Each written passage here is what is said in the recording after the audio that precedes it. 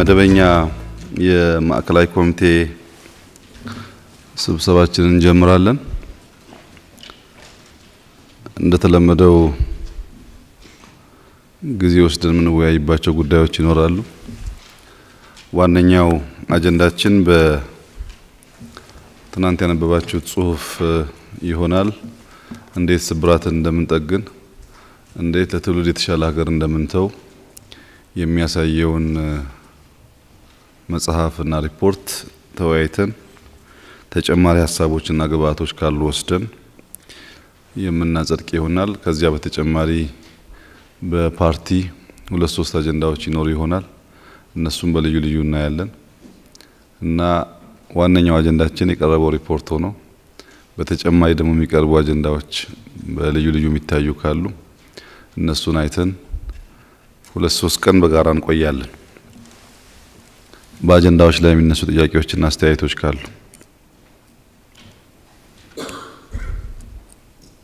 እሺ፣ ጥያቄ ከሌለን አጀንዳ የምንቀበል በእጃችን እናሳይ። እሺ፣ አመሰግናለሁ።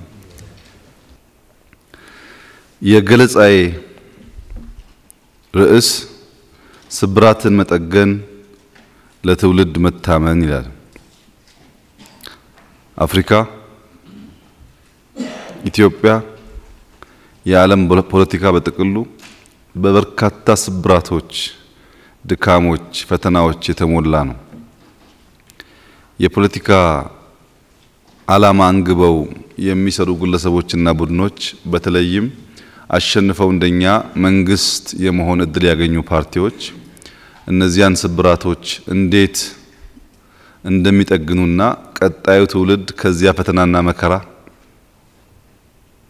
የተሻለች ሀገር መረከብ እንዳለበት የሚገዳቸው የሚያስቡ የሚመክሩ ለዚያም ተግተው የሚሰሩ መሆን ይኖርባቸዋል። ያን ለማሳካት አሻጋሪ ሐሳብ ብቻ ሳይሆን ተሻጋሪ ምናብ ያስፈልጋል። በየጊዜው አዳዲስ ስራ፣ አዳዲስ ጉዞ፣ አዳዲስ ምልከታና ስብራት መጠገን የሚያስችል ቁመና መያዝ የምንችለው የሐሳብ ልዕልና ካለን የሚሻገር ምናብ ካለን ብቻ ነው። ይህ ካለ የእይታ ጥራት ይመጣል። ሰው አጥርቶ ማየት ከቻለ የሚያየውን ነገር ከሞላ ጎደል ሊገነዘብ ይችላል። አይቶ 100% ይገነዘባል ማለት አይደለም። የተቀራረበ ግን ሊገነዘብ ይችላል። ተሻጋሪ ምናብ ያላቸው ግለሰቦችና ቡድኖች ከአንድ አካባቢ ከውስን ጊዜ የተሻገረ የፖለቲካ ምልከታ ይኖራቸዋል። ተሻጋሪ ምናብ ያላቸው ሰዎች በውስን ሰፈር አይታጠሩም። በውስን ጊዜም ራሳቸውን አይገቱም። የሚሻገር ጊዜን የሚሻገር ስፍራን የሚሻገር ታሪክ መስራት የሚያስችል ቁመና ይኖራቸዋል። ያ ካልሆነ ግን ምንም እንኳን ተደራጅቶ መንግስት ቢሆንም ውሎ እያደረ ወደ ሰፈር መግባቱ አይቀርም። ተሻጋሪ ምናብ የሌለው የጠራ ሐሳብ የሌለው ከሰፈር ሊሻገር ይከብደዋል። ከሰፈር ያልተሻገረ ደግሞ ስብራት መጠገን አይችልም። በገዘፈ ሐሳብ እና ምናብ የምትመራ ሀገር ትበለጽጋለች፣ ትጎመራለች፣ ችግሮቿ ይፈታሉ፣ ስብራቶቿ ይጠገናሉ። እነዚያ የገዘፉ ሐሳብ የሚሻገሩ ምናቦች የሚሰሯት ሀገር እንደኛ በዕዳ ቀንበር ትከሻዋ የጎበጠ አይሆንም። ይህ እንዲሆን አንዱ በሐሳብና በምናብ ማየት የሚገባን ጉዳይ ዛሬ ካልበላው አልተሰራም ከሚል እሳቤ መውጣት ነው። መካነ ትምህርት ስብራት ነው። ላይብረሪ ያስፈልጋል። አብርሆት ሲሰራ አብርሆት አሁን ምን ያደርጋል? አሁን ተከፋፍለን ካልበላ ነው በስተቀር ታሪኮቻችን ከፍተኛ ስብራቶች አለባቸው። የጋራ ትርክታችንን ጎርተውታል። ያን ሊሰራ የሚያስችል ታሪክ ያለን ብንሰራበት ደግሞ ይበልጥ ሊጎመራ የሚችል ነው እና አድዋን እንስራ። አድዋ ምን ያደርጋል?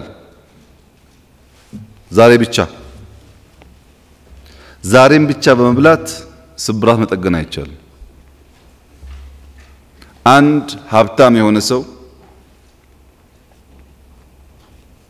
ብዙዎች humble beginning አለን ከዝቅተኛ ነገር ጀመርን ብለው የሚናገሩ ሀብት ያደረጁ ሰዎች ቁርሴን ሳልበላ ቆጥቤ ኢትዮጵያውያን ደግሞ ሲሆኑ ቦክስ ሰርተው ራሳቸውን ዲሲፕሊን ለማድረግ እየሰሩ ሳንቲም እዛው እየጨመሩ ሳንቲም ላይ ተደምሮ ብር ላይ ተደምሮ ከጊዜ ብዛት እቁብ እየገቡ ነው ሀብታም ይኮኑ። ተቸግረው በሆነ ዘመን ተቸግረው ተጨማሪ ሰዓት ሰርተው ገንዘባቸውን አከማችተው ነው የኋላ ሀብት አፈራው የሚሉት እንጂ ገና ሊስትሮ ሆኖ የጀመሩ ቀን ሎተሪ ማዘር የጀመሩ ቀን የሰሩበትን ገንዘብ በሙሉ ቢበሉት ባይቆጥቡ አንድ ቀን ሀብታም አይሆኑም። ሀገርም እንደሱ ነው። የተገኘውን ሁሉ በልታ የተገኘውን ሁሉ ተከፋፍላ ስብራት መጠገን የምትችል ሀገር መሆን አትችልም። ለዚህ ነው ከሰፈርና ከዛሬ መሻገር ያስፈልጋል የሚባለው። የኢትዮጵያን ሁኔታ እስካሁን የነበርንበትንና እየተከተልን ያለነው መንገድ ልንደርስበት የምናስበውን ግብ ለመገንዘብ አጀንዳዎቻችን ከፍ ያሉ ይሆኑ፣ ስራዎቻችን ከፍ ያሉ ይሆኑ። አድዋ ካልንም ጥርት ያለ 20 30 40 50 100 ዓመት ውስጥ የሆነ ሰው መጥቶ ላፍስህ የማይለው ለትውልድ የሚሻገር የገዘፈና ጥራት ያለው ይሁን። አጀንዳው ከፍ ያለ ሐሳቡ ከፍ ያለ ምርቱ ከፍ ይላል። ያደገ ሐሳብ ያደገ እይታ ያደገ ምልከታ ሲኖረን ትናንሹ ጉዳይ ይፈታል ማለት ነው። ወይም በእኛ ሁኔታ እንመልከት። የሚኒሊክ ሐውልት ይፍረስ የሚኒሊክ ሐውልት አይፍረስ በሚል ተጨቃጭቀው በሐውልት ምክንያት ሰው የሚገሉ ይፍረስ አይፍረስ የፖለቲካቸው ዋነኛ መከራከሪያ የሆነ ይፍረስ አይፍረሱን ትተን አድዋ ብለን ስንሰራ ረሱት ሐውልቱን። ቢገር አጀንዳ ስታመጡ ትናንሾቹ ይዋጣሉ ማለት ነው። አጨቃጫቂ የሆኑ የስብራቶቻችን ምንጭ የሆኑ ጥቃቅን አጀንዳዎች ሲፈጠሩ ትላልቅ ነገር በመስራት እነሱ በዚያ ትልቅ ነገር ተውጠው ሀገር የማይነቀንቁ እንዲሆኑ ማድረግ ይቻላል። ስለዚህም አሻጋሪ ሐሳብን የጠራ ሐሳብን በሚሻገር ምናብ የምንይዝ ከሆነ የኢትዮጵያን ስብራት እንጠግናለን። አዲስ መልክና ቅርጽ ያላት ውበት ያላት ማንም እንዳሻው ሊገፋት የማትሞከር ሀገር መፍጠርና ማሸጋገር እንችላለን። ይሄን ለማድረግ ሁለት የፖለቲካ ካምፖች አሉ። አጠቃላይ ፖለቲካን በሁለት ካምፕ በዚህኛው ካምፕና በዚህኛው ካምፕ ከፍለን ማየት እንችላለን። የፖለቲካ እይታ ካምፖች በሁለት የሚከፈሉት መጀመሪያ ፖለቲካ የሚለው ሐሳብ በራዕይና በእሴት በቪዥንና በቫልዩ ያንደኛው ራዕይ ካንደኛው ያንደኛው ቫልዩ ከሌላኛው በመለያየቱ ምክንያት ሰዎች የሚሰባሰቡበት ቋት ነው። በቪዥንና በቫልዩ ይሄ ፖለቲካ ግን ሁለት መልክ አለው።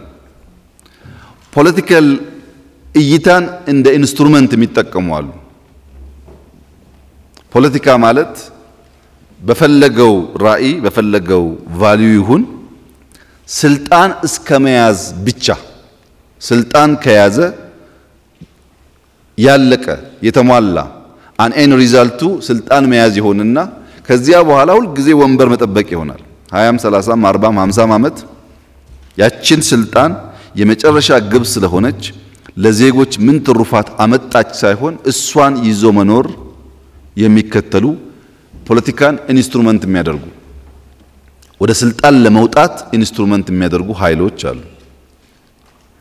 ሁለተኞቹ አይዲያ ያላቸው ሞራል ያላቸው ፖዚቲቭ ቲንኪንግ ያላቸው ፖለቲካን እንደ ድልድይ ይወስዳሉ። የሆነ ሐሳብ ለማሳካት የሆነ ህልም ለመፍታት ድልድይ ሆኗቸው ስልጣኑን ከያዙ በኋላ ያ የሚያስቡት ዋና አንኳር ነገር ለመተግበር ይጠቀሙበታል። ራሱ ለስልጣን ግብ ሲሆንና የሆነ ጉዳይ ለማሳካት ድልድይ ሲሆን ይለያያል። የመጀመሪያው ካምፕ ራስ ወዳድና ምኞት ወለድ ፖለቲካ ነው። በሀገር ደረጃ በፓርቲዎች ደረጃ በግለሰብ ደረጃ ሊገለጽ ይችላል። ራስ ወዳድ ነው። የነገር ሁሉ ማጠንጠኛ ማዕከል እሱ ነው።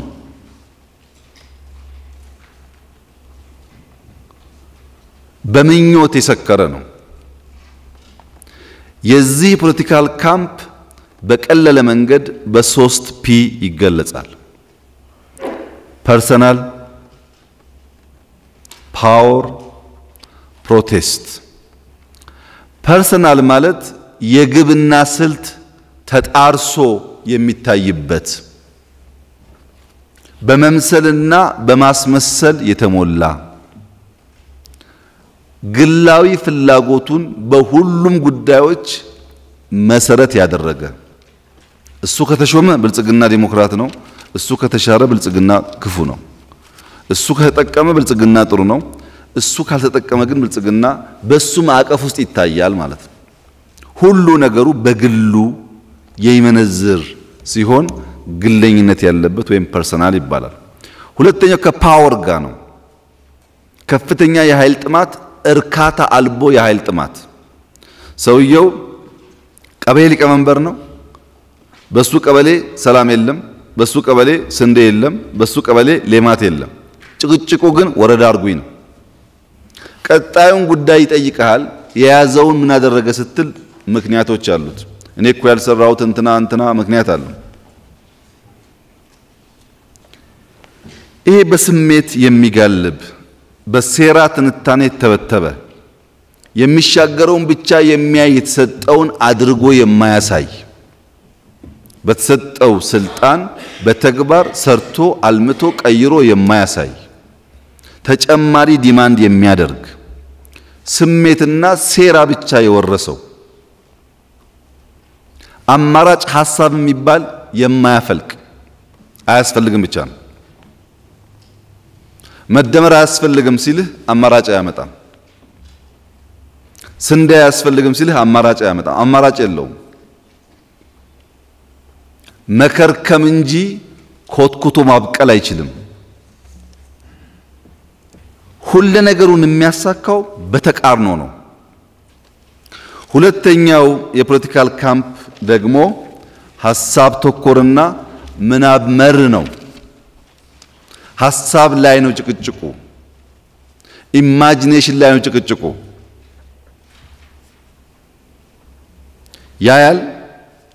ያየውን ለብዙ ሰዎች ለማሳየት ይተጋል። ግጭትም ካለ ለስራ አትሰራም ላይ ሊሆን ይችላል። ይሄ በ3 ፒ በቀላሉ ተከፍሎ ሊታይ ይችላል። የቅድሙ በ3 ፒ ቢሆንም ፐርሰናል ነው። ፓወር ብቻ ነው አስፓየር የሚያደርገው፣ በፕሮቴስት ነው የሚያሳካው ነው ያለው። ይሄኛው ግን ፐርፐስፉል ነው። ድራይቭ የሚያደርገው ኃይል ዓላማ ነው። ፕሪንሲፕልድ ነው። የሚፈልገውን የሚያሳካውም ሰላማዊ ልማታዊ ውጤት እያሳየና እያሳመነ ነው። በዚህኛው የፖለቲካል ካምፕ የሚታየው ከራስ ተሻጋሪ ትውልድ አሻጋሪ ዓላማ ያነገበ ነው። እሱ ተመቸው አልተመቸው፣ እሱ የሚቀጥለውን ደረጃ ያዘ አልያዘ ሳይሆን በሱና በጓደኞቹ ጥረት የተሻለች ሀገርና አውድ ለሚቀጥለው ትውልድ ማሸጋገሩ ነው። መርህና ዓላማ ተኮር ነው። መርህ ይመራዋል፣ ዓላማው ላይ ፎከስ ያደርጋል። መሆን የሚችለውንና መሆን ያለበትን አጣምሮ ያያል። ሶስተኛው ፒስፉል ስለሆነ ለሰላም በሰላም የሚሰራ ነው። የሰላምን ዋጋ አግዝፎ የሚያይ ነው። እኛ የብልጽግና ፓርቲ አባላት ራሳችንን የምናስበው ሐሳብ ተኮር ነን፣ ምናብ መር ነን። እኛን የሚገዛን የምንከተለው የምንገመገምበት የፖለቲካ ካምፕ በሐሳብና በምናብ የሚመራ ነው። ለዚህም ፐርፐዝ አለን፣ ዓላማ አለን። በመናደርገው ነገር ሁሉ ፕሪንሲፕልድ ነን። ማሳካት የምንፈልጋቸውን ጉዳዮች ሰላማዊ በሆነ መንገድ ማሳካት እንፈልጋለን። ይሄ ጉዳይ በሁለተኛው ካምፕ ውስጥ በሐሳብና ምናብ የሚመራ ፖለቲካ እንዲሁ ዝም ብሎ ሐሳብና ፖለቲካ ሳይሆን መታየት ያለበት ነባራዊ ሁኔታ በግልጽ ጠርቶ ስምምነት ሊደረስበት የሚገባ ምናባዊ ሁኔታ እና እንዴት እንደሚተገበር ማየት ይፈልጋል። የኛ የፖለቲካ ካምፕ የምናብና ሐሳብ ብቻ ሳይሆን ያ ነባራዊ ሁኔታውን በትክክል ተገንዝቦ በምናብ የምናልመው ጉዳይ ላይ ተግባብተን የምንጓዝበትን መንገድና እንዴት እንደምንተገብረው ተግባብተን መሄድ ይፈልጋል። ሐሳብ ተኮር በሶስት ቀለል ባለ መንገድ ከመነሻ እስከ መዳረሻ ያለው ነገር ያስቀምጣሉ። አንደኛው አሁን መለወጥ ያለበት ነገር አለ። መለወጥ ያለበት ፖለቲካ አለ፣ ኢኮኖሚ አለ፣ አሰራር አለ፣ ስርዓት አለ፣ የኑሮ ዘዬ አለ። ዛሬ መለወጥ ያለበት ነገ መደረስ ያለበት ቦታ ደግሞ አለ። መለወጥ መድረስ መለወጥና መድረስን ለማሳካት ደግሞ የሚመረጥ መንገድ አለ። አሁን ያለን መለወጥ የምናስበው ነገር አለ። መለወጥ መድረስ የምንፈልገው ቦታ አለ ወይም ግብ አለ፣ ዓላማ አለ። ከዚህ መለወጥ ካለበት ሁናቴ መሳካት ወዳለበት ግብ ለመድረስ ደግሞ የምንመርጠው መንገድ አለ። ምንድነው ነባራዊ ሁኔታው? አሁን በተጨባጭ ያለው ነባራዊ እውነት የምንለው የምናየው የምንዳስሰው የምንጨብጠው የምንኖረው ጉዳይ ማለት ነው። ይሄን ሁሉም ሰው መተንተን ይችላል። የሐሳብ መነሻው የሚታይ የሚጨበጥ ስለሆነ በእኛ ሁኔታ ስብራቶቻችን በኢኮኖሚ በፖለቲካ የሚገለጹ ስብራቶች፣ ድካሞች በዝቅተኛ ደረጃ እንድንታይ የሚያደርጉን ሁኔታዎች እነዚህ ሁሉ ነባራዊ ሁኔታችን ናቸው። ሁሉም ያውቃቸዋል። የዲሞክራሲ ችግር አለ፣ የልማት ችግር አለ፣ ግልጽ ነው። ይሄን ችግር ለመፍታት ደግሞ በምናብ የምንተልመው የምናስበው ልንደርስበት ልንጨብጠው የምንፈልገው ጉዳይ አለ። የሐሳብ መዳረሻችን ያ አዲስ ዓለም ነው፣ አዲስ ማንነት ነው። አሁን ያለውን አራግፈን ጥለን አጥበን ቡቱቷችንን ጥለን በአዲስ ልብስና ማንነት የምንገለጥበት ነው። ምናባዊው የቆሸሸውን ያልጠራውን ነገር የምንጥልበት ነው። እንደዚህ አይነት ምናብ ተኮር ቡድኖች ዓላማ ስላላቸው ይጸናሉ።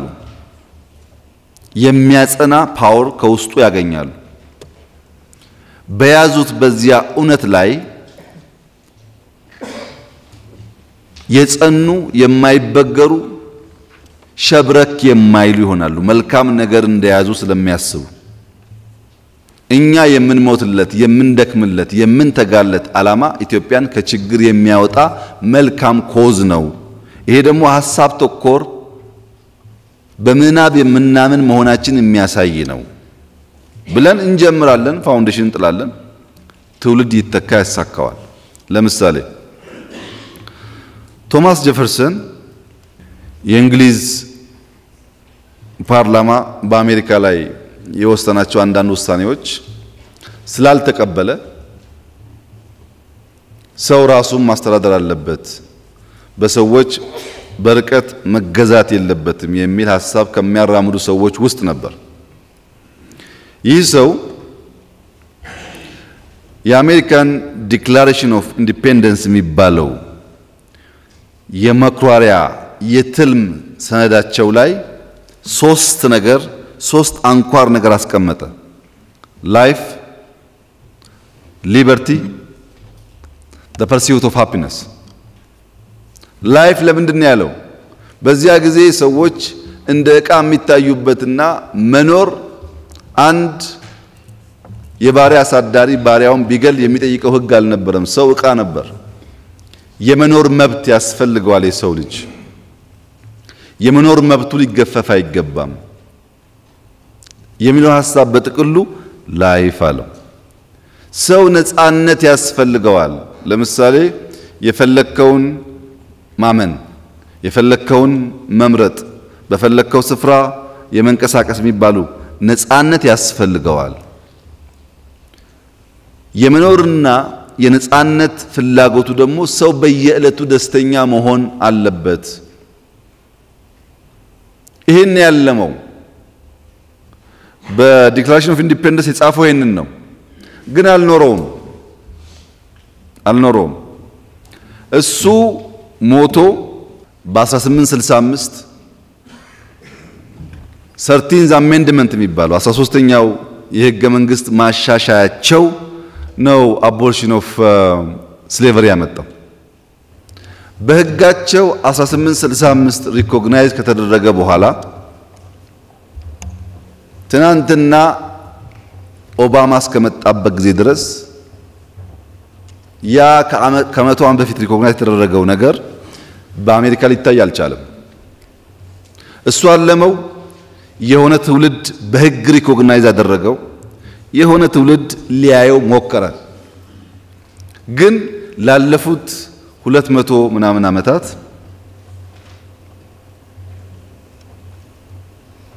230-40 ዓመታት የአሜሪካ የመጓዣ ትልም የማያ መንገድ ላይፍ ሊበርቲ ይባላል። የዛሬ 50-60 ዓመትም ቻሌንጅ ነበር በዚህ ጉዳይ። እኛ እንበለጽጋለን ስንል ብልጽግናን እኛ እንጨብጠዋለን ማለት ላይሆን ይችላል። የኢትዮጵያ መውጫ መንገድ ግን እሱ ነው ማለት ነው።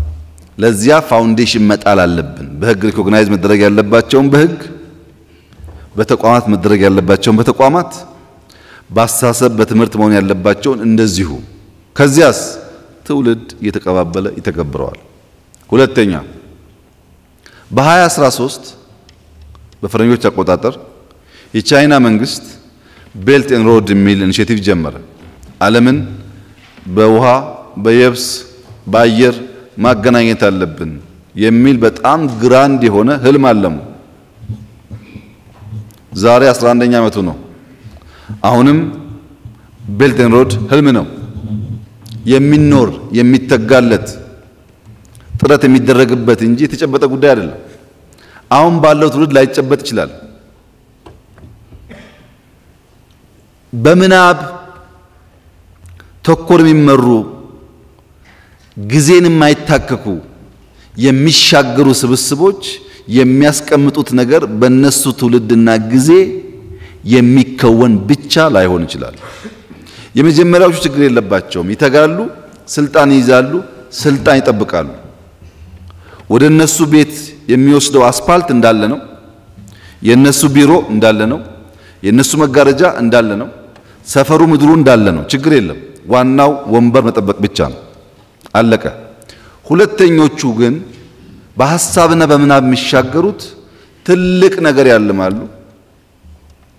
መሰረት ይጥላሉ፣ ያን ትውልድ እንደሚያሳካው ያስባሉ።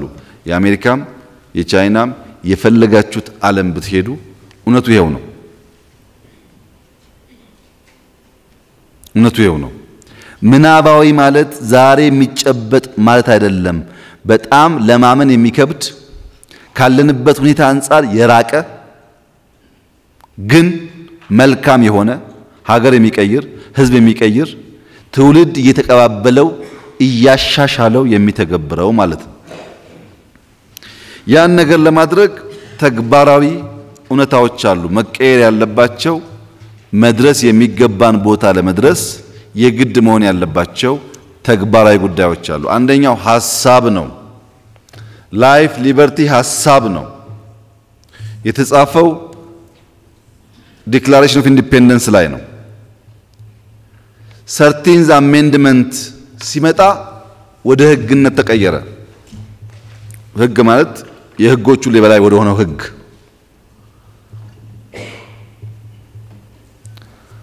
አደረጃጀት ስልት ተቋም ትጋት ፍሬ ያለ ይቀጥላል በቀላል ኤግዛምፕል በእኛ ሁኔታ ለማሳየት ኢትዮጵያ ስብራት አለባት ከዚያ ተወጣ ዘንድ መደመር አለብን የሚል ሐሳብ መጣ መደመር አለብን የሚል ሐሳብ ብቻውን ቢሆን ዋጋ አልነበረው ብልጽግና የሚባል ባለቤትና ጎረቤት ብሎ ያለየ የመካከልና የጫፍ ብሎ ያልከፋፈለ ሁሉ የሰበሰበ ፓርቲ ያስፈልጋል ይሄ ተቋም ነው ፓርቲ ውስጥ የተሰገሰገው ሰው ግን አሁን እንደምናደርገው የምንለው ሐሳብና ለዚያ ተቋም የተገዛ የሆነ መሆኑን ለማረጋገጥ ቀጣይነት ያለው ስራ ይጠይቃል ሐሳብ ህግ ተቋም ብልጽግና ተፈጠረ ማለት ትናንትና አጋር የነበሩ ሰዎች እዚህ ገቡ ማለት ሁሉ ነገር አልጋ ባልጋ ሆነ ማለት አይደለም አብሮን የመጣ ባህል አስተሳሰብ አሰራር አለ ገና ብዙ ስራ የሚፈልግ ገና ብዙ መታረም ያለበት ለምሳሌ በባለፉት ጊዜያት ሶማሌ ክልል ራሱን መርቶ ያቀም አፋር ክልል ራሱን መርቶ ያቀም እስከ ተወሰነ ጊዜ ድረስ ደቡብና ኦሮሚያ ይሄ ችግር ነበረባቸው ሰዎች ተወክለው እዚያ ሆነው ይመሩ ነበር እንደምታውቁት አሁን ትናንት በስራ አስፈጻሚ በነበረን ግምገማ ላይ ነፃነት በዛ ክልሎች ልቆኑ ትንሽ ሰብሰብ ማድረግ ያስፈልጋል የሚል ሐሳብ ይንጸባረቅ ነበር ምን ማለት ነው ትናንት አንፈልገውም ትክክል አይደለም ሰው ራሱን በራሱ ማስተዳደር አለበት ጣልቃ እንግባበት በህግ ብቻ እንገናኛል ነው ጉዳይ እንከን አልባ አይደለም ችግሮች ስላሉበት ልክ ችግር ስናይ ያን ማረም ሳይሆን ቶሎ ወደ ነበርንበት የሚመልስ ቀላል አቋራጭ ይሆናል ስራ ይፈልጋል ማለት ነው ኢምፓወር ማድረግ ፒውር ፐርፌክት ማለት አይደለም ኢምፓወር ሲደረግ የሚከተሉ ኮንሲኩዌንሶች አሉ ችግሮች አሉ እነዛን ለማረምና ለማድረቅ ደግሞ ተጨማሪ ትምህርት ተጨማሪ ዕውቀት ተጨማሪ ስራ ያስፈልጋል በየጊዜው እየተማርን ስለምንሄድ እነዚህን በሶስት ያስቀመጥነው ነባራዊ ሐቅ አሁን ያለው እውነት ምናባዊ ትልሞቻችን እና የምንተገብርበት መንገድ በምናብ ተጉዘን የምናሳካውን ነገር ይገልጣሉ ያሳያሉ ካል አሁን ደግሞ ወደኛ ጉዳይ መልሰን እናምጣቸው ካምፖቹን አየን ያንደኛው ካምፕ አሁን እና ነገን እንዴት እንደሚያገናኝ ካየን በኋላ ይህ ሐሳብ መር ምናብ መር የፖለቲካ ካምፕ ከኛ ሁኔታ አንፃር ምን ምልክት እንዳለው መነሻ መገስገሻና መዳረሻ ነባራዊ ያልነውን ለማየት ምናባዊ ያልነውን ለመግባባት የምንተገብርበት መንገድ ለማጥራት ለማጠንከር ያግዘናል መነሻ ምክንያታችን የፍላጎት መጓደል ስብራቶቻችን ናቸው በርካታ የፍላጎት መጓደሎች አሉ እነዚያ ስብራቶች ናቸው መነሻ ድራይቪንግ ፎርስ ምክንያቶች መገስገሻ መንገዳችን መደመር ነው በተናጠል ስላልተሳካልን መድረስ የምንፈልገው ግን ሁለንተናዊ ብልጽግና ነው አሁን ከዚህ የሚቀረን ሐሳብ ያለው ግለሰብና ቡድን ሊያነሳ የሚገባው ነገር አንደኛ መነሻችን ምንም አይነት የፍላጎት ጉድለት የለብንም ሊል ይችላል አንድ አለብን ግን እናንተ የምትሉት አይደለም ሊልም ይችላል እዚህ ጋር እንለያያለን ማለት ነው። ሁለተኛው ይሄንን ጉድለት ለመሙላት መደመር አያስፈልገንም፣ እኛ ብቻ ልንሞላው እንችላለን። ለምሳሌ ስንዴ ስብራት አለ፣ ምን አስደመረው የሚል ሐሳብ በተቃርኖ ሊነሳ ይችላል። እኛ ግን ስብራቶቻችን በተናጠል ሊመለሱ ስለማይችሉ መሰብሰብ ይፈልጋል እንላለን። መዳረሻችንን ብልጽግና መሆን የለበትም። በቀን 3 ከበላን በቂ ነው ሊል ይችላል። በቀን 3 ከመብላት ምግብ አማርጦ መብላት የሚል ህልም አለመን እንስራና እኛ ባንደርስበት ልጆቻችን ይደርሱበት። በእንደዚህ አይነት ጉዳዮች መለያየት ይፈጠራል። ምንድነው የኢትዮጵያ መነሻ ጉዳዮች? ምን ነበሩ ስብራቶቻችን? የፍላጎት መጓደል ኢትዮጵያ ውስጥ ያለው የሰው ልጆች እንደ ሰው የሚፈልጓቸውን በክብር በነጻነት የመኖር ነገር የማያሟሉ የመንግስት ሐሳቢዎች፣ አሰራሮች፣ አደረጃጀቶች ነበሩ። ድህነት አለ፣ ጉስቁልና አለ፣ የመንግስቱ አስተዳደር አይመችም፣ ጫናዎች አሉ፣ በማንነቴ ክብር አላገኘውም፣ በርካታ ጥያቄዎች አሉ። 60 ዓመት የፈጀ እነዚያ ችግሮች የሉም። ችግር አታንሱብን የሚል ጎልቶ የሚወጣ ኃይል ባይኖርም ችግሮቹ ዲፋይን የሚደረጉበት የሚነገሩበት መንገድ ግን ከካምፕ ካምፕ ከቡድን ቡድን ይለያያል። አንዳንዱ ቅድሚያ የሚሰጠው የመሬት ጥያቄ ከተመለሰ ሌላው ሁሉ ችግር የለውም፣ ዋናው መሬት ከጥቂቶች እጅ ነጥቆ ለብዙሃን መስጠት ነው። ያ ከተመለሰ ሌላውን ብንችለውም ችግር አይደለም ብሎ የሚያስብ ይኖር ይችላል። የለም ዋናው ጉዳይ ሰዎች በቋንቋቸው በክልላቸው መኖራቸው ነው። ራሳቸውን ማስተዳደር ባይችሉም እንኳን ሰውን እንወክልላቸዋለን፣ ችግር የለውም ሊሆን ይችላል። ግን ስብራቶች አሉ። የሰው ልጅ ያልተመለሱ ያልተሟሉ ፍላጎቶች አሉ። እነዚህም ፍላጎቶች ቀጥተኛና ተዘዋዋሪ ፍላጎቶች ናቸው። አንደኛው ወይም ቀጥተኛ የምንለው ኤግዚስቴንሻል ነው፣ የመኖር በህይወት የመኖር በህይወት ለመኖር የሚያስፈልጉ በጣም በርካታ ጉዳዮች አሉ። ሁለተኛው ተዘዋዋሪ ፍላጎት ደግሞ አካላዊ ሲሆን የመብላት የመጠጣት፣ ስራ ስጡኝ፣ እንጀራ መፈጥርበት መንገድ ይመቻችልኝ የሚል አካላዊ ጥያቄ ወይም የስምና የክብር ጥያቄ። በማንነቴ መጥራት የምፈልገው በዚህ ጉዳይ ነው፣ በዚህ ስም ነው፣ ከዚያ በተለየ መንገድ አትጥራኝ የሚል ክብር እየበላም ቢሆን ክብር አይጓደልብኝ ሊሆን ይችላል። ሶስተኛው የነጻነት ነው። ከሌሎች አፈና ጫና ነፃ ሆኜ ራሴን በራሴ አስተዳድሬ ተከብሬ ተከባብረን እንኑር የሚል ነው። በቀጥተኛው የመኖርን ብቻ ብንመልስ ተዘዋዋሪዎች ካልተመለሱ ሙሉ አይሆንም። እነዚህ ጭቆናዎች ኢትዮጵያ ውስጥ ሲሽከረከሩ የቆዩ ናቸው። የጭቆና እሽክርክሪት ወይም አዙሪት ውስጥ እንድንቆይ አድርጎናል 60 ዓመት። የፍላጎት መጓደል አለ፣ የምግብ፣ የመኖር፣ የነጻነት፣ የክብር። ይህ በፈጠነ መንገድ ምላሽ ሲያጣ ብሶት ሳይፈታ ሲቀር አመጽ ደግሞ የህልውና አደጋ ሲያስከትል ህልውናን የማስከበር ዘመቻ፣ ሌላ ጭቆና። ቅድም ብያችኋለሁ፣ በሰላማዊ መንገድ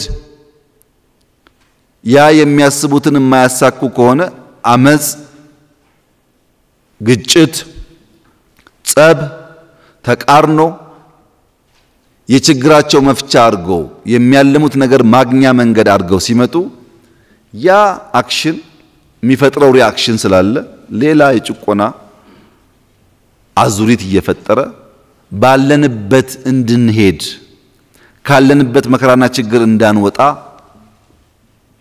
አድርጎናል። የጭቆና አይነት በሁለት መንገድ ተከፍሎ ይታይ ይችላል። አንደኛው ሰው ወለድ ጭቆና ነው። ሁለተኛው ግን መዋቅር ወለድ ጭቆና ነው። መዋቅር ወለድ ጭቆና በግለሰብ ነፃነት ብቻ ምላሽ አያገኝም። ለምሳሌ አንድ ሰው የፈለገውን እምነት መከተል ይችላል የሚል መብት ኖሮ አንድ ሰውና አንድ ሰው ተደምረው በጋራ የሚያመልኩበት ስፍራ ካላገኙ ያ በግል ያገኘው መብት አልተሟላም ማለት ነው። የፈለገውን እምነት መከተል ይችላል የሚለው መብት ብቻውን ያን እምነት የሚከተሉ ሰዎች በጋራ ሆኖ የሚያመልኩበት ነገር ካልተመቻቸላቸው ሙሉ አይሆንም። አንድ ሰው የፈለገውን ቋንቋ ሊናገር ይችላል በግሉ መብቱ ነው ተብሎ እሱና እሱን የመሰለ ሰው በቋንቋው መማር፣ በቋንቋው መናገር፣ በቋንቋው ቲቪ ሚዲያ ማየት፣ ቋንቋውን ማልማት ማሳደግ የሚችልበት የህትመት የሚዲያ ስርዓት አብሮ ካልተመቻቸ በግል ቋንቋህን መናገር ትችላለህ ማለት በወል በመዋቅር ያለውን ጉድለት አይመልስም። ግለሰብ ተኮርም በመዋቅርም በተለይ ቋንቋ ላይ፣ ባህል ላይ፣ እምነት ላይ ከአንድ ሰው በላይ በሚያሳትፉ ጉዳዮች ላይ መዋቅራዊ ጫናዎች ሊኖሩ ይችላሉ። ነበሩ፣ ኢትዮጵያ ውስጥ ነበሩ። እነዚህ ችግሮች መኖራቸው ብቻ ሳይሆን ችግሮቹ ላይ ተግባባንበትና መፍቻ ቁልፎቻቸው ግን ሌላ ጣጣ ነበራቸው። ይህን ችግር አብዛኛው ይቀበላል። መሬት በጥቂቶች መያዝ የለበትም የሚለውን ይስማማል። ሲከፋፈል ግን ሌላ ተከታይ ሳቢያ ችግሮች አሉ። ይህን ያመጣው መፍቻ መንገዱ ነው። ፍላጎትን ለማሟላት የተመረጠው መንገድ ክፍተት ነበረበት።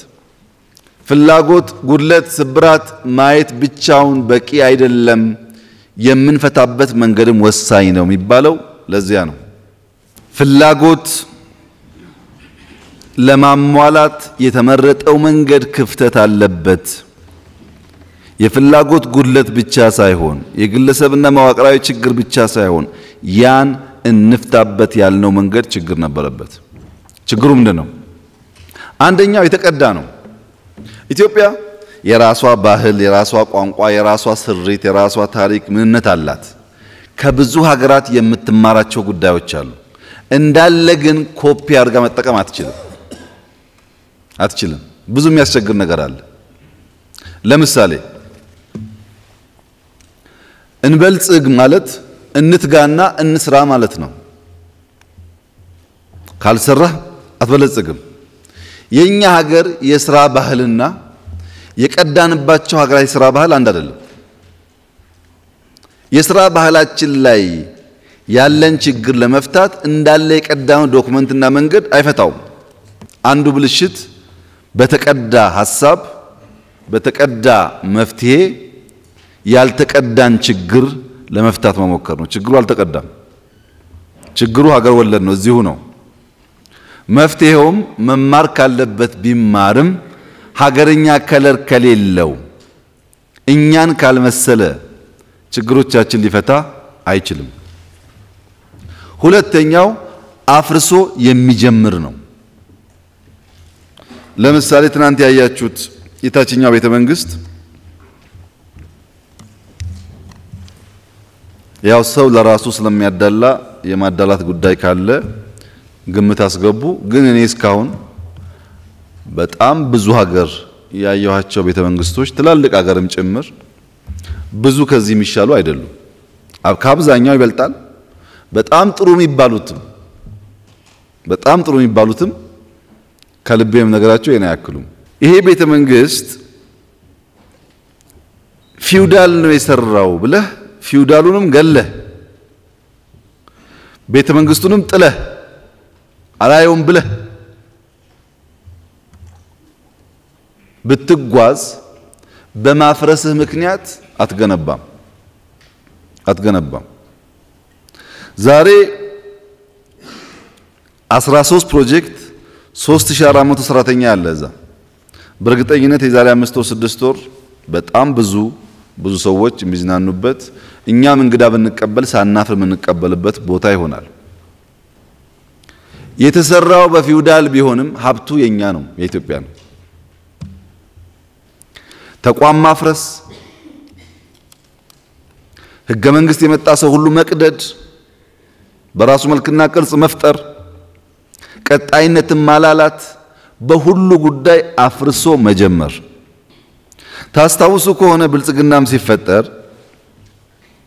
አዲስ ሐሳብ፣ አዲስ መንገድ፣ አዲስ ትልም የያዘ ፓርቲ ቢሆንም የሁሉም ነባር ፓርቲ ማዕከላዊ ኮሚቴ አባላትን ኑ ብሎ ነው የጀመረው። አላፈረሰም። በመጀመሪያው ጉባኤ የተወሰነ ከነበረው የተወሰነ ከአዲስ በሚቀጥለው እያለ የጸዳ ይሄዳል እንጂ የነበራችሁ ሁላችሁ ጥፉና አዲስ ሰው ብቻ ይምጣ አልተባለም። በፓርቲም በሎ ኢንፎርስመንት አፍርሶ መጀመር ጥፋት ነው። የነበረውን ጉድለት እየሞሉ እያደሱ እያላቁ መሄድ ነበር የሚገባው። ሶስተኛው ዋልታ ረገጥ ነው። እዚህኛው ጫፍ ላይ ቆሞ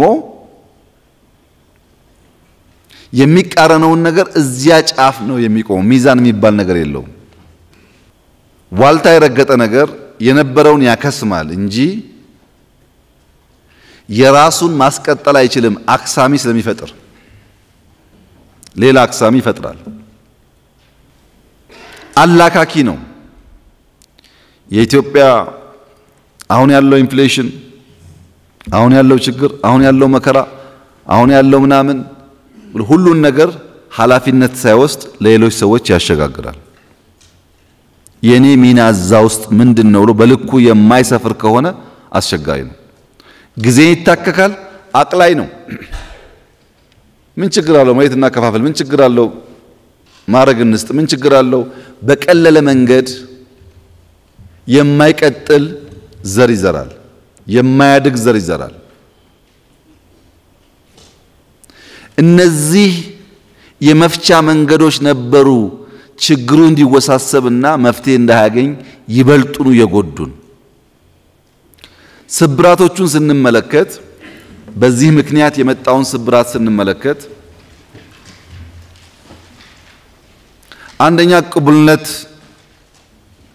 ሳስቷል። ቅቡል የሆነ ቀጣይነት ያለው ህገ መንግስት የለም፣ ቀጣይነት ያለው ተቋም የለም፣ ቀጣይነት ያለው ስርዓት የለም። ሁሌ ይቀያየራል። ቅቡልነት ይጎላል። ያለማሟት የሚከረው መንገድ ደግሞ አዲስ ጉድለት ይፈጥራል። የስርዓት ጉድለት አስከትሏል። ይሄን ያመጣው የመረጥነው መንገድ ትናንትና ባለ መልካም ነገር ላይ የቆመ ትናንት ያለን ክፍተት የሞላ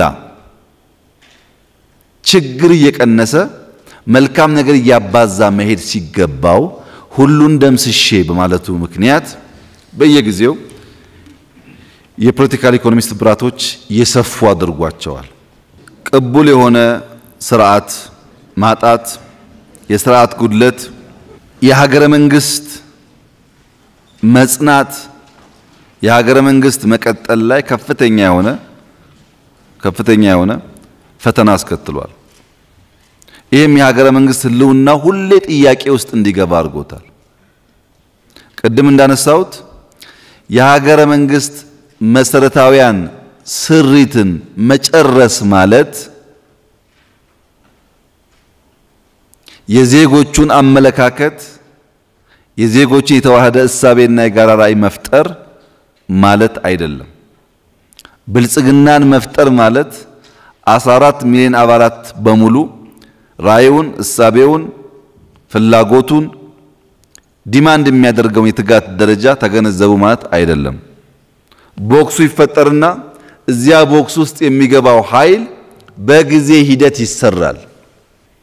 ኢትዮጵያን በድንበር በህግ በፌደራል ስርዓት መቅረጽና ኢትዮጵያውያን ያን ሐሳብ ተቀብለው እያሻሻሉ መኖር እንዲችሉ እንዲጠብቁት ማድረግ ለየቅል ነው። ስትራክቸሩን መስራት በቂ አይደለም። የሀገረ መንግስት ቅቡልነት ፈተና አንደኛው መሰረታዊያንን በመስራት ዜጎች ላይ በቂ ስራ ሳይሰራ ጠንካራ ስቴት መፍጠር ባለመቻሉ ነው። በስቴት ቢልዲንግ እና ኔሽን ቢልዲንግ ከዚህ ቀደም ያነሳ ነው ወይም በሀገረ መንግስት ግንባታ በጥቅል ውስጥ ሃርድዌር እና ሶፍትዌር ፓርቶች አሉ። ሃርድዌሩ ተሻጋሪ ተቋማት መፍጠር ነው። ተቋማት ግን ስሪታቸው ሰው ስለሆነ የጋራ ምንነት፣ የጋራ ትርክት፣ የጋራ እሴት እየገነባን ካልሄድን በስተቀር ቦክሱ ብቻውን ስራ አይሰራም። ለዚህ ነው ገና ብልጽግና ተደጋጋሚ ስልጠናዎች፣ ውይይቶች፣ ፈተናዎች እያለ ራሱን እያጠራ መሄድ የሚያስፈልገው ፓርቲ መሆኑ ሳይሆን የሰበሰበው ፎርስ የዛ ራዕይ ተጋሪ መሆኑን እስኪያረጋግጥ በቀጣይነት ሰፋፊና አድካሚ ስራዎች መስራት የሚጠበቅበት። እነዚህም በፖለቲካ ያየናቸውን የሀገረ መንግስት ቅቡልነት መላላት፣ የሥርዓት ጉድለት፣ የጎደሉ ነገሮች መሙያ መንገድ ትክክል አለመሆን፣ በኢኮኖሚ ደግሞ ስናያቸው በኢኮኖሚ በጣም በርካታ ስብራቶች አሉ። የኢትዮጵያ ኢኮኖሚ ስብራት በሶስት ዋና ዋና መንገድ ተጠቅሎ ሊገለጽ ይችላል። አንደኛው የማክሮ ኢኮኖሚ መዛባት ነው። ሁለተኛው የፍትሃዊ ተጠቃሚነት ጉድለት ነው። ያ ያለውም ሀብት ፍትሃዊ በሆነ መንገድ የመከፋፈል ችግር ነው። ሶስተኛው ምርታማ አለመሆን ነው። በሌላ በአራት በአምስት መንገድ ሊገለጽ ይችላል። ሰብሰብ አድርገን ግን በሶስቱ ብቻ ብናይ የመጀመሪያው የማክሮ ኢኮኖሚ መዛባት የሚባለው አንድ የንግድ ሚዛን መዛባት ነው።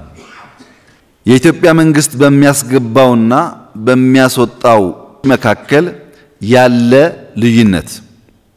ለምሳሌ በውጭ ምንዛሬ የምናስገባው ገቢ ፍላጎታችን ለመመለስ በጣም ሰፊ ስራ ጥረት ይጠይቃል ገና። ሁለተኛው የበጀት ጉድለት ነው። ሶስተኛው ብድር ነው። የብድር ጫና። አንድ ቤተሰብ በአነስተኛ ደሞዝ ከፍ ያለ ወጪ እያወጣ በየወሩ የሚበደር ከሆነ የሆነ ጊዜ ቤቱን ማስያዙ መሸጡ አይቀርም። እዳው እየበዛ የማይከፈል ከሆነ በእኛ ሁኔታ የኢትዮጵያ እዳ እኛ ስንረከበው ከጂዲፒያችን ከ50% በእጅጉ ከፍ ያለ ነው። ቅድም ጊዜ ታካኪና አላካኪ ያልኳችሁ እኛ ያ እዳ እኛ ስላልተበደር ነው አንከፍለውም፣ አያገባንም።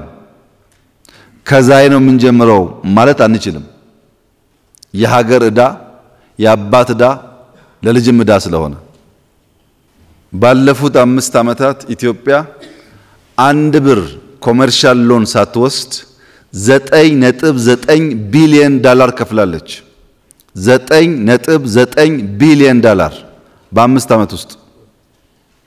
ያ የተከማቸውን የእዳ ስብራት ለትውልድ ማሸጋገር የለብንም በሚል መርህ የነበረን እዳ እየከፈል ተጨማሪ ሳንበደር ነው ይሄ ሁሉ ተአምር የሰራ ነው። $9 ቢሊዮን ባንከፍል ስንት ፕሮጀክት ልንሰራበት እንደምንችል እናንተ አስቡ። መክፈላችን ብቻ ግን አይደለም።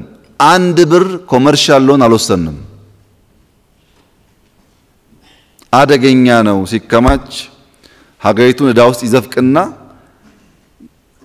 ዋና ምንላቸውን ሀብቶቻችንን ሊያስወስድብን ስለሚችል የቀረ ቀርቶ እዳችንን መክፈል አለብን ነው። እዳ ሲከፈልና ብድር ሲቋረጥ የሚቀር ነገር አለ ማለት ነው። ሁለት ወዶ አይሆንም። በአንድ በኩል አልበደርም፣ በሌላ በኩል እዳ አላሸጋግርም ከፍላለሁ እየተባለ በዛው ልክ የተትረፈረፈ ነገር አይጠበቅም። ከዚህ ቀደም ኢትዮጵያ ውስጥ ባለፉት 15-20 ዓመታት የነበረው ልማት ቤዝ የሚያደርገው ኮመርሻል ሎን ላይ ነው። ባቡር ይባላል፣ ልማት ይባላል፣ ምናምን ይባላል፣ ልማት ይባላል። ያ የኮመርሻል ሎን ብድር ያመጣው ልማት እንኳን ለሀገር ትሩፋት ሊያመጣ የራሱን እዳ መክፈል አይችልም። ኢንዱስትሪያል ፓርክ የራሱን ዕዳ መክፈል አልቻለም። ሬልዌይ የራሱን ዕዳ መክፈል አልቻለም። ለምንድነው? አጠናኑም አሰራሩም ዋጪውም ጥራቱም በጣም በርካታ ችግሮች አሉበት። ለምሳሌ በቅርበት ሁላችንም የምናየው የአዲስ አበባ ላይት ሬልዌይ ምን እየሰራ ነው? ስንት ዳና ያመጣብን? መቼስ ይከፍለዋል ብላችሁ አስቡ። አሁን ስለ ኤስቴቲክ ጥራት ሲወራ ለእናንተ አንዱ ማሳያ መሆን ያለበት የአዲስ አበባ ላይት ሬልዌይ ነው። ኢንፍራስትራክቸር ዓላማው ማቀራረብ ነው። ይሄ ያራርቋል። እዛና እዚህ ማዶ ያለው አጥራጥሮ ዘግቷል። ሰው ያገናኝም። ውበት የለውም፣ ፍጥነት የለውም። ጎረቤት አራርቋል። ከጥቅሙ ጉዳቱ ቢብስም እዳው ግን የኛ እዳ ነው፣ መክፈል አለብን። አይረባምና አልከፍልም የሚባል ጉዳይ አይደለም። በኮሜርሻል ሎን የመጣን ልማት መሳይ እዳ የኮሜርሻል ሎን አቁሞ ብድር እየከፈሉ ካለ ልማት ጋር ማወዳደር አይቻልም። ይሄን አይነት ልማትና እዳ እየከፈሉ ልማት አሁን ባይገባንም ትውልድ በደንብ ሊገመግመው ሊያዩ የሚችል የሚጨበጥ ዲፈረንስ አለ። ቁጠባና ኢንቨስትመንት ሌላው የማክሮ ኢኮኖሚ መዛባት ውጤት ነው። ኢንቨስትመንት የሴቪንግ ልክ የሚወስነው ነው። በበቂ ሴቭ ያደረገ በዛው ልክ ኢንቨስት ያደርጋል። ሴቪንግ የመንግስትም ይሁን የግል ያነሰ ከሆነ ኢንቨስትመንቱም ያንሳል ማለት ነው። የግል ዘርፍ ቁጠባ፣ የመንግስት ዘርፍ ቁጠባና ብክነት መቀነስ። በበቂ ሴቪንግ ካለን ኢንቨስት ለምናደርግ የብድር ጫናችን በበቂ ከሰበርን ትክክለኛ ብድር ተበድረን በተስተካከለ የፕሮጀክት አመራር ስለምንሰራና ትርፋማ ስለምናደርገው በቂ ገቢ ማሻሻያ ካደረግን የበጀት ጉድለት ስለምንቀንስ ምርት አምርተን ብዙ ነገር ኤክስፖርት ማድረግና የውጭ ምንዛሪ ማግኘት ከቻል የምናስገባቸውን እቃዎች ወይም የውጭ ምንዛሪን ዲማንድ የሚያደርጉ ጉድስ በእኛው ገቢ ስለምናመጣ ይሄ ስብራት እየተስተካከለ ሊሄድ ይችላል። አሁን ችግር የሆነው ግን የንግድ ሚዛን ጉድለቱ በበቂ ኤክስፖርት ማድረግ ሳንችል የኢምፖርት ፍላጎታችን እያደገ ባጠረ ጊዜ ሊስተካከል አይችልም። ፍላጎት አለ። ያን ፍላጎት ለማሟላት የሚያስችል የውጭ ምንዛሪ ግኝት ደግሞ በኤክስፖርት የለም። ጊዜ ይፈልጋል። ምርቱም የገበያ ስርዓቱም ጊዜ ይፈልጋል። ገበያችን ለማሳደግ ሪፎርም የጀመርን ቢሆንም አሁን የገበያችን እያደገ ያለበትና የውጭ ፍላጎታችን አይመጣጠንም። ጊዜ ይፈልጋል። የውጭ ዕዳ ከ59% ከጂዲፒያችን በከፍተኛ ደረጃ ያሽቆለቆለ ቢሆንም አሁንም ዕዳ ስብራት ነው። ያልተወጣነው ዳገት ነው። እየከፈልን ነው። እንዳልኳችሁ 9.9 ቢሊዮን ከፍለናል። ግን ተጨማሪ በርከት ያለ ቢሊየንስ ኦፍ ዶላርስ ይፈልጋል። ጊዜ ይፈልጋል። እሱም ይሄ ማክሮ ስብራት ጠግኑኝ ካልጠገናችሁኝ የምታስቡትን የበለጸገ ሀገር አትወርሱም ባይ ነው። ኢትዮጵያ ውስጥ የዋጋ ንረት ኢንፍሌሽን ላለፉት 20 ዓመታት ገደማ ሳይቋረጥ ያደገ ጉዳይ ነው። የኑሮ ውድነት ያለፉት 2 አስርት ዓመታት ቋሚ አጀንዳ ነው። ሳይቋረጥ ያደገ ነው። የሥራ ዕድል ከፍተኛ ውዝፍ አለ። አሁንም አዲስ የሚጨመር ስራ ፈላጊ አለ። ሁለተኛው ፍትሃዊ ተጠቃሚነት ነው። የሀብት ክፍፍል ችግር አለ። ጥቂቶች በጣም ሀብታም ናቸው፣ የተንደላቀቀ ህይወት አላቸው። በርከት ያለ ሰው ደግሞ ችግር አለበት። ይሄን ለመፍታት የዋጋ ንረቱን ደሃ ተኮር እንሁን፣ የደሃ ቤት እንስራ፣ ምግብ እናጋራ፣ የደሃ ልጅ እናስተምር፣ በየጓሯችን አትክልት እንስራ፣ ሰው እንዳይራብ ማድ ማጋራት ያለው ለሌለው የማጋራትን ባህል እናዳብር ብለን ጀመርን። ጅማሮ ነው። ሁሉ ያጋራም፣ ሁሉ ቤት አያድስም፣ ሁሉ ተማሪ አይመገብም። ገና ነው፣ እያደገ ያለ ባህል ነው። ስራና ጊዜ ይፈልጋል። ጀምረነዋል ደሃ ተኮር ለመሆን በጣም በርካታ ጉዳዮች በርካታ ቤተሰብ አግዘናል። በዚህ ዓመት አዲስ አበባ ከ5000 ሰው በላይ በዚህ 6 ወር ቤት ገንብቷል። ትልቅ ነገር ነው። ግን ያለው ፍላጎት 5000 አይደለም። 5000 ገነባን ብላችሁ ኮንዶሚኒየም አይደለም። ኮንዶሚኒየም 100000 ገደማ አስተካክለው አዲስ አበባ ባለፈው ዓመት 5000 ከ5000 በላዩ የተለያዩ ግለሰቦች ቡድኖች የደሃን ቤት አድሰው ጠግነው በነፃ የሰጡት ነው። ይሄ 5000 50000 ቢሆን 50000 100000 ቢሆን እየዋለ እያደረ ችግራችን እየፈታ ይሄዳል። ጅማሮ ነው። የሥራ ዕድል በሚመለከት ለመጀመሪያ ጊዜ የሥራና ክህሎት ሚኒስቴር ሆኖ ሲቋቋም በዚህ አጭር ጊዜ ውስጥ ራሱን አዘምኖ ተቋም ሆኖ ጉድለታችንን ለይቶ ዘመናዊ በሆነ መንገድ ስራ የሚፈጠርበትን መንገድ ያመቻቻል የሚል እምነት አልነበረንም። ገና ከተፈጠረ 2 ዓመቱ ነው። አሁን አብዛኛው ሲስተሙን ዲጂታይዝ ሞደርናይዝ ማድረግ ስለቻለ ቢያንስ በውጭ የምንልካቸው እህቶቻችን ወንድሞቻችን ቁጥራቸው ማደጉ ብቻ ሳይሆን ዝቅተኛ ገቢያቸውን ተስማምተን ተፈራርመን እንልካቸው። ቀላል የማይባል ቁጥር ሄዷል። ዘንድሮ ገና ይጨምራል። አብዛኛው ሰው በየወሩ ደሞዙን በሞባይል መኒ ወደዚህ መላክ የሚችልበትን እድል ፈጥሯል። አለቀ አላለቀም ሚሊየንስ ነው ስራ የሚፈልገው። ተቋም ፈጠርን፣ ኦቶሜት አደረግን፣ ስራ ጀመርን። በአመታት ትጋትና ጥራት ነው ይሄ ነገር መስመር እየያዘ የሚሄደው። ጀመርን ማለት የሥራ እድል ችግር ፈታን ማለት አይደለም። ግን ተቋም ፈጠርን፣ አሰራር ፈጠርን፣ አግሪመንቶች አደረግን። ጅማሮ መልካም ይመስላል። ገና ሰፊ ትጋት የሁላችንም ጥረት ይጠይቃል። የሀብት ክፍፍል በሚመለከት ጥቂት ኤግዛምፕል ለማንሳት እስከ ዘንድሮ እስከዚህ ዓመት ክረምት ድረስ የታዳጊ ክልሎች አሁንም ገና ጅማሮ ነው። እሱም ማዳበሪያ አይሰጣቸውም። ማዳበሪያ የሚሰጠው ለኢህአዴግ ክልሎች ብቻ ነው። ያው እንደምታውቁት ማዳበሪያ ሰብሲዳይዝ ይደረጋል በመንግስት። ከዛ ሰብሲዲ ታዳጊ የሚባሉ ክልሎች የመጋራት መብት የላቸውም። ይሄ የሀብት ክፍፍል ያዛባል። ሁለተኛ የጋራ ገቢ በክልሎችና ፌደራል መንግስት የጋራ ገቢ በህግ ያለ ቢሆንም ባለፉት 3-4 ዓመት ገደማ ውስጥ ከ50 ቢሊዮን አልፏል። ስንጀምረው 4 ቢሊዮን ገደማ ነበር። እንደዚህ አይነት በጣም በርካታ ምሳሌ ላንሳላችሁ ይችላል። ኢትዮጵያ ውስጥ 70-80 ዓመት የባንክ ስርዓት አለ። እስካሁን የኢትዮጵያ ባንኮች ተደምረው ሁሉም ባንኮች ያላቸው የደንበኛ ብዛት ቁጥሩን መጥራት ያሳፍራል። ከዚያ ውስጥ ዋነኛ ተበዳሪ የሚባሉት 1% ይሆናል።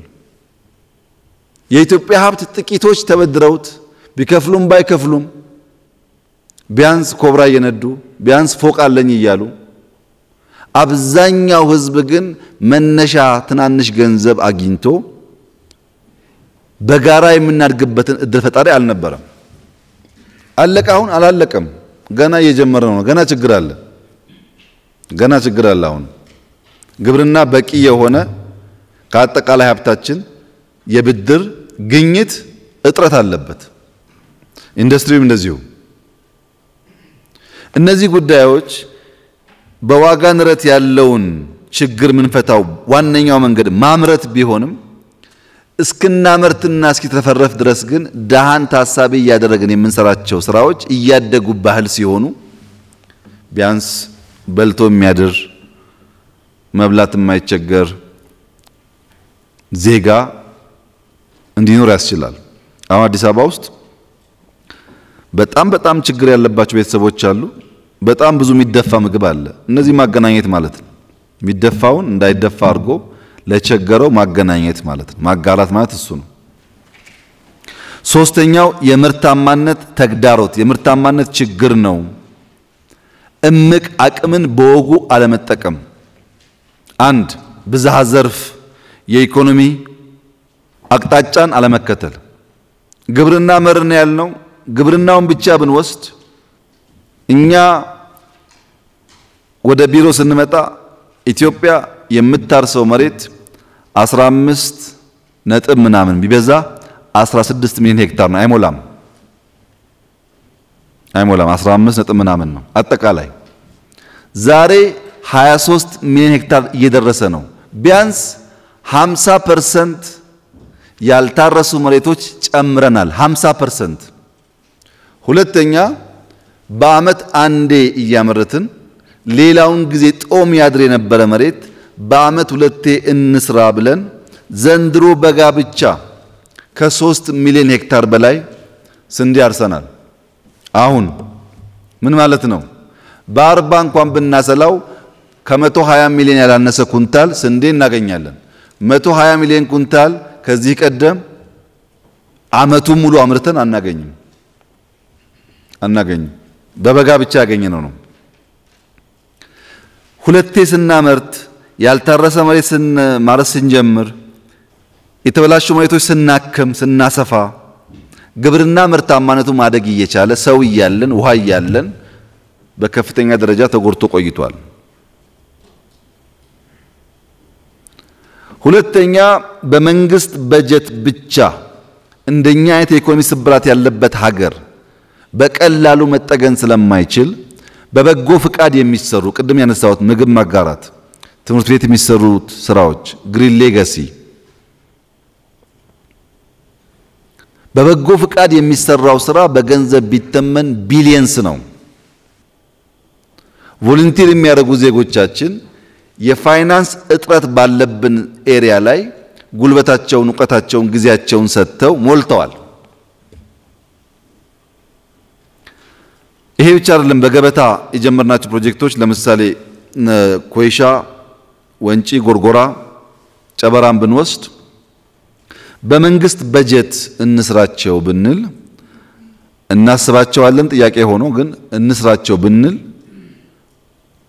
መቼ ጀምረን መቼ እንደምንጨርስ መቼ ልንጀምር እንደምንችል አላቅም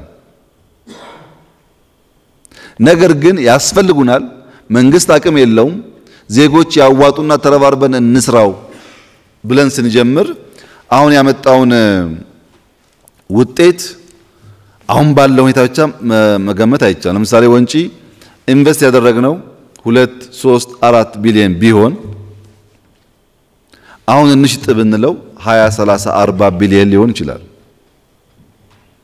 ጎርጎራ ኢንቨስት ያደረግነው የሆነ ቢሊዮን ቢሆን አሁን እንሽጥ ብንለው በጣም ብዙ ብር ነው በኢንቨስትመንት እንኳን ቢታይ ኢትዮጵያ ውስጥ አሁን ባለው ጂዲፒ ትልቁ ሼር ሰርቪስ ነው ከግብርናም ከኢንዱስትሪ ይበልጣል ሰርቪስ ማለት አንዱ ቱሪዝም ነው ቱሪዝም እያደገ ቴክኖሎጂ እያደገ ባንኮች እያደጉ ከሄዱ ትራንስፖርት እያደገ ከሄደ ያለው ሼር በዛው ልክ እያደገ ይሄዳል ማለት ነው እስካሁን ምን አየን መነሻዎቻችን አየን መነሻዎቻችን የፖለቲካ ስብራት አለበት ያልተመለሱ የሰው ልጅ ቀጥተኛ ተዘዋዋሪ ፍላጎቶች አሉ የኢኮኖሚ ስብራት አለ እነዚህ ሁሉ መነሻዎች ከዚህ ጉዳይ ወጥተን ወደሚቀጥለው እንድንሄድ የተሻለ ነገር እንድናመጣ ስፕሪንግ ቦርድ ሆነው ያግዙናል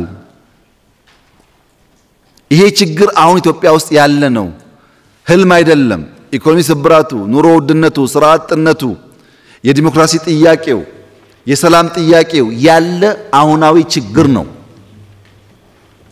ከዚህ ችግር መውጫ መገስገሻ መንገዱ ምንድነው ጥያቄው